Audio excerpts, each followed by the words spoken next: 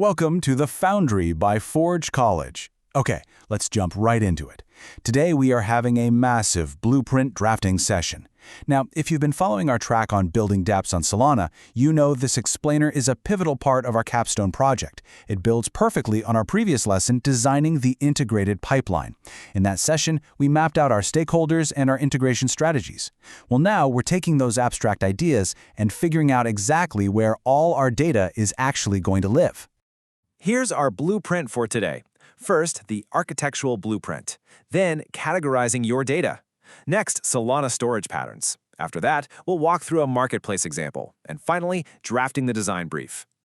Okay, part 1, the architectural blueprint. So, as a Web3 architect, you know you can't just throw data everywhere and hope for the best, right? We have to deal with something called account rent exemption. Basically, this is the mandatory minimum balance of SOL required to keep an account alive on the Solana blockchain. Think of the blockchain as ultra-premium, eye-wateringly expensive downtown real estate. Literally every single byte you store directly on-chain incurs rent. I mean, you wouldn't lease a multi-million-dollar Manhattan penthouse just to store your old cardboard boxes, would you? Exactly. We have to be incredibly strategic here. Now, when we do decide to pay for that premium on-chain real estate, we often use program-derived addresses, or PDAs. Think of a PDA as a highly secure, specialized on-chain vault. It's an account derived from specific programmatic seeds, kind of like a combination lock, meaning it requires absolutely no private keys. Only your specific smart contract rules can update the data inside.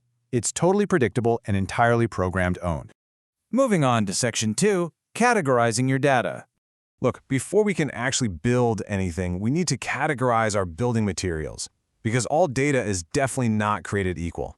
We can cleanly group things into 4 buckets. First, critical state, things like user balances. Second, user metadata, like profile names. Third, large immutable assets, think heavy media files. And fourth, events and indexes, like transaction logs. The scale of cost between these is massive. Shoving a 4K video directly onto the blockchain? Yeah, that would immediately bankrupt your rent budget. No way. That's exactly why we categorize everything up front. And once it's categorized, every single piece of data goes on a journey. It starts with initial creation, moves to validation via cryptographic signatures, then to the actual on-chain write. From there, it's propagated out to off-chain indexers before finally landing in archival. As we trace this life cycle, we have to meticulously define who actually owns the authoritative copy at every single step. All right, Section 3, Solana storage patterns. So how do we actually store this data? Well, you've got a core trade-off to make. On-chain storage gives you incredibly low latency and native security, but at a huge financial cost and with really rigid rules. On the flip side, off-chain archival, using decentralized networks like Arweave or IPFS, offers super low costs for huge files, but it comes with higher latency. Back to our real estate analogy, on-chain is the expensive downtown office for fast critical operations. Off-chain archival, that's the vast, cheap suburban warehouse for massive files. You just keep a tiny map to the warehouse right there in your downtown office. Section 4, the marketplace example. Let's bring these theoretical concepts to life with a real, tangible scenario. Imagine a user uploads a profile picture to a decentralized marketplace. Sounds incredibly simple, right?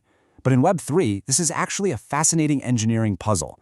We have to balance user control and decentralization against those strict, expensive on-chain payload limits. Here is exactly how the flow works. Step 1, the client uploads the heavy image file directly to a decentralized storage network like IPFS or Arweave. Step 2, that network returns a tiny content hash, basically a unique digital fingerprint of the image. Step 3, we store only that lightweight hash in our on-chain PDA account. And finally, Step 4, we emit a log event so an off-chain indexer can update the front-end website. Boom! We keep the heavy lifting off-chain and only store the lightweight pointer on-chain. Let's compare 2 different types of marketplace data to really cement this idea. Ephemeral bids versus heavy media. Ephemeral bids absolutely need the atomic, instant settlement of an on-chain PDA. I mean, if you're bidding on an asset, you need to know immediately and with 100% certainty if you won that auction. But the heavy media file of the asset itself? That absolutely must be pushed to off-chain storage like Arweave for permanent, cost-effective provenance. Which brings us to Section 5, drafting the design brief. Now we consolidate all those architectural decisions into a final schematic grid. You simply map the data type to the chosen storage pattern, and, crucially, you provide a rock-solid justification. Every choice must be directly tied to actual stakeholder needs, latency requirements, and storage costs. This proves to your team that you aren't just guessing, you are actively, deliberately engineering a solution. As we like to say, storage decisions are the natural bridge from requirements to implementation. This table isn't just some academic theory to stick in a digital drawer somewhere. It serves as the exact acceptance criteria a developer needs to calculate network rent, estimate account sizes, and actually start writing code. All right, wrapping up with Section 6, Conclusion and Key Takeaways. Before we move on to the actual code, let's lock in these 3 golden rules. 1. Design by lifecycle. Know exactly where your data lives at every single stage. 2. Align ownership with account semantics. Make sure a cryptographic authority accurately reflects who is allowed to change the state. And 3. Minimize on-chain storage by using off-chain pointers for your heavy, immutable assets. For your next steps, make sure your design brief is locked in, and get ready for our upcoming lesson, Implementation Planning and Tooling for Data Handling. That's where we'll roll up our sleeves, get our hands dirty, and translate this beautiful design brief into concrete, assignable coding tickets. But before I let you go, I want to leave you with a bit of a provocative engineering puzzle. If you had to store a whole terabyte of transaction history for a high-frequency trading dApp, how exactly would you design your on-chain pointers to keep your rent costs near absolute zero? Think deeply about the storage patterns we just went over today. To uncover the answer and explore more of our comprehensive Web3 courses, head over to forge.college. Keep building, keep optimizing, and I'll catch you in the next explainer.